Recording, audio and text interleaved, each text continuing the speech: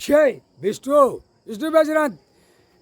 நீதிமன்ற கோர்ட்டில் நீதிபதி ஜட்ஜி ஆணுக்கு பெண்ணுக்கும் கோர்ட்டார் கேட்டுக்கோப்பா. ஆந்திரா கர்நாடகாவில் எல்லாம் நான் இருக்கேன் புரியுதா. ஆந்திரா திருப்பதி புரியுதா, குருவாயூர் பத்மநாதர் உள்ள சங்கனாச்சேரியில் எல்லாமே நான் உட்காந்துருக்கேன். எல்லா ஆலயத்தையும் பூட்டிடுவார். எல்லா ஆலயத்திலும் உள்ள கணக்கு எடுத்துருக்கோப்பா.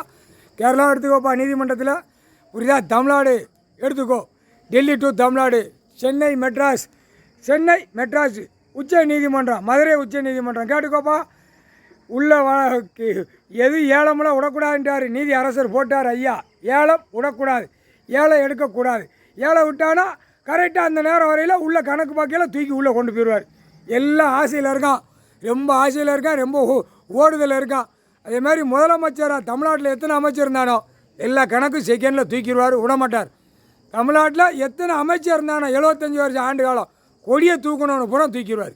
கணக்கு போட்டார். கோயில் ஆலயத்தை பூரா பாழாக்கி வச்சுருக்கான்.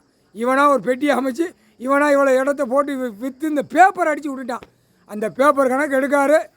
அதனால் எல்லா கோயில் ஆலயம் 75 வருஷம் ஆண்டு காலம் முதலமைச்சர் இருந்தவனை பூரா செத்தவன் போனவன் வரைக்கும் பிரட்டி தூக்குவார். இப்போ செத்து ஜெயலலிதா ஆத்மா கட்டி வச்சுருக்கான். அந்த ஆத்மா அந்த போயிட்டாங்க. மாடே நவநாத் முனியப்பன் போயிட்டாங்க. அவுத்து விட்டு தமிழ்நாட்டில் கருப்பு சிவப்பு அவன் வீடை பூரா உள்ளே அழைச்சிடுவான் ஜெயலலிதா.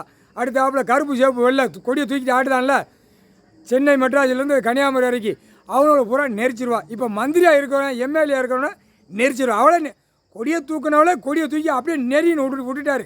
அவன் அந்த பேய் மாதிரி என்னடா நம்ம கொடியை உட்காரல, இவன் பூரா கொடியை தூக்கி ஆக்கி பாழாக்குதா, இவனை பூரா கொல்லணும்னு அவளே கொண்டுருவான். எப்படி கடவுள் தாண்டா முடியும். திருப்பி அடிக்க விடக்கூடிய பவர் அவர் கையில் இருக்குது, ஐயா கையில் இருக்குது. இப்போ பாரு சீக்கிரமாக மந்திரி இந்திரிலாம் போவான். புஷ்ஷுங்கல்ல இப்போ புஷ்ஷுன்னு போயிடுவான். இப்போ அமுக்க விட்டுட்டார்.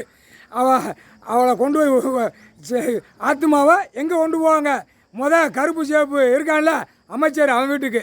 அடுத்தாப்பில் மந்திரி வீட்டுக்கு, அடுத்தாப்பில் எம்எல்ஏ வீட்டுக்கு. இது பூரா கணக்கை காட்டி இங்கே வான்னு கூப்பிட்டு போவாங்க 2 வாரம். சாமிகிட்ட மோதாதீடா, கடவுள்கிட்ட மோதாதன்னா முக்கால் சத்தியம்.